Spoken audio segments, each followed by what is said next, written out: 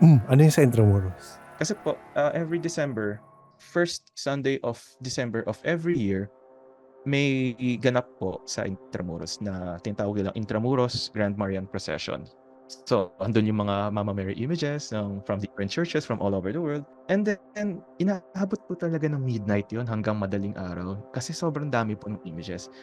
I can still remember this is around 2019 bago mag-pandemic po eh. Nung time na tatawagin na yung dito sa simbahan namin, edi kami, syempre we have to prepare and then siguro around past midnight na nga ata yun eh.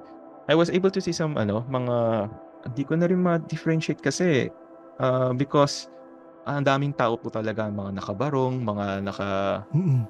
old Filipiniana style. So, hindi ko na-differentiate na kung sino yung mga kumakaway, sino yung tao, sino hindi. Yes, Kasi they correct, all look correct. like human.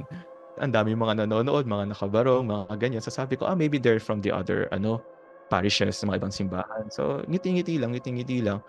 Yung isang lang ako catch ng attention ko. She's an old Filipina. Talagang maganda lang, nakaparot saya ata yan. Kumakaway sa amin, kumakaway sa image sa Blessed Virgin Mary. So kaway naman ako, ganyan.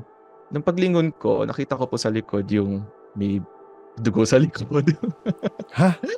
So in front, parang normal na tao siya. Na parang, wow, hello, ganyan. Pero paglingon ko lang, nung binalikan ko yung lingon, kasi gusto ko i-check din yung karosa namin, if everything's okay. Oo.